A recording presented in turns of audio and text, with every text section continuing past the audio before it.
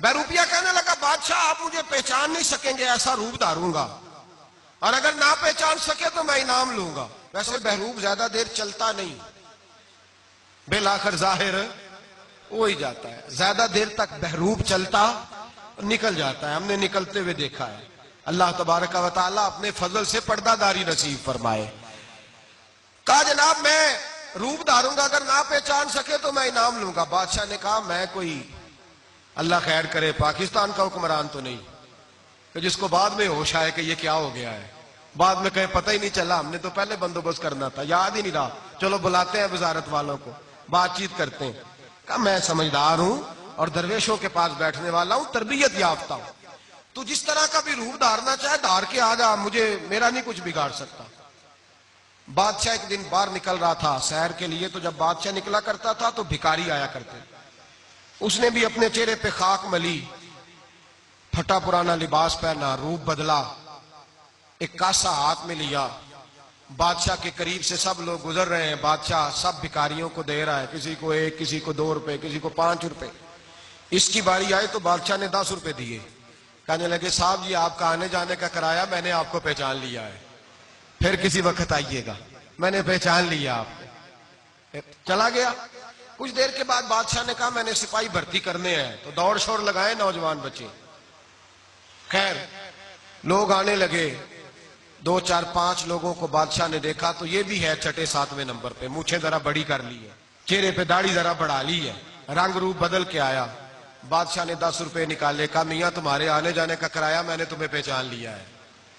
एक नहीं 2 नहीं 10वां मर्तबा उसने रूप धारा, जाने क्या क्या बन के आया। 2 साल बीत गए, जब भी आता बादशाह उसको पहचान जाते, बड़ा परेशान हुआ। बादशाह को एक मुहिम के लिए जाना था, फौजी साथ लेके बहुत बड़ा लश्कर लेके बादशाह निकला सफर के लिए।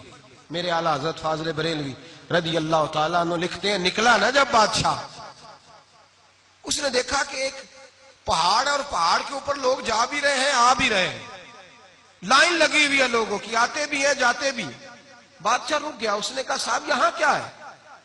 लोग कहने लगे एक दरवेश बैठा है, दुआएं देता है, जो दुआ करता है अल्लाह उसकी कबूल फरमाता है। लोग जियारत करने आते हैं, नसीहत लेने आते हैं, बात सुनने आते हैं, मेला लगा हुआ है। कहने लगा मैं भी अच्छे काम जा रहा हूं, दुआ ना करा लूं।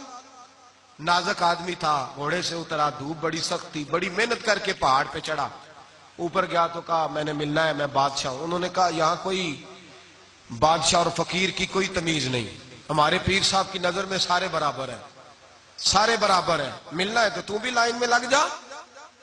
कहते 50 आदमी थे, मैं भी पीछे खड़ा हो गया। अब बंदे फारग होते होते पसीने से शराबूर हो गया।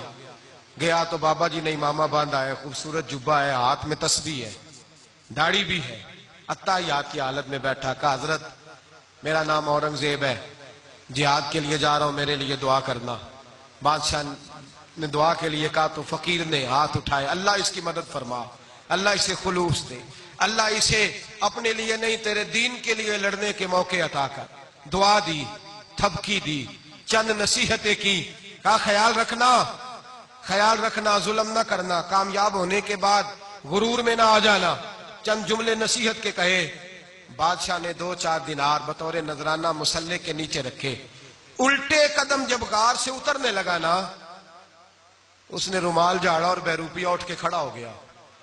कहने लगा आज नहीं तूने पहचाना, आज मेरा इनाम बनता है, आज तू पहचान सका, तवज्जो करना बात पे, आज तू पहचान सका, आज मेरा इनाम, आज इनाम बनता है, ला इनाम दे। बादशाह कहने लगा यार हद कर दी तूने, कहां मैं चढ़ा कहां मैं आया, कमाल हो गई भाई, कमाल का बहरूपिया है, आज जो रूप धारा है वो तो कमाल हो गया। बोल क्या मांगेगा?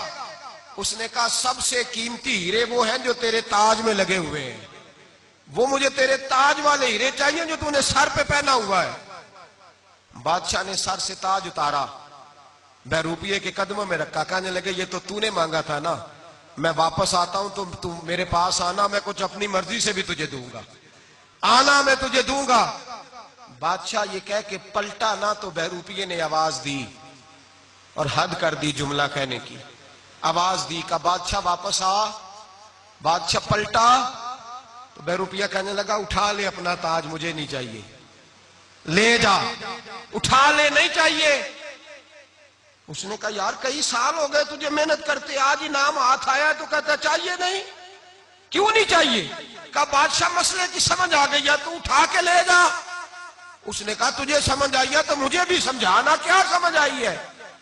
بے روپیہ تھا، مداری تھا، دھوکے باز تھا، پر رو پڑا، آنکھیں برس پڑی، چیخ مار کے رویا، اور میرے رسول پاک پہ درود پڑھنے لگا، میرے نبی پاک کے نام کے نعرے لگانے لگا، کہنے لگا بادشاہ یار دیکھ تو صحیح، میں نے جھوٹ موٹ نبی پاک کا لباس پہنا ہے، جھوٹ موٹ حضور کے دین کا نمائندہ بناؤ، جھوٹ موٹ کا لباس پہنا ہے، تو تیرے جیسے بادشاہوں کے تاج میرے قدموں میں آ گئے ہیں، اگر میں سچ مچ رسول اللہ کا غلام بنوں گا تو اللہ کتنی عزتیں عطا فرمائے گا، اللہ کتنی شانوں سے نوازے گا، ٹھوکریں کھاتے پھرو گے، ان کے در پہ آ پڑو، قافلہ تو اے رضا اول گیا آخر گیا۔ اور اقبال بڑی گہری بات کہہ گئے، وہ کہنے لگے تو نصیبوں کو روتا ہے، تو مقدر کو روتا ہے کہ میرا مقدر ٹھیک نہیں؟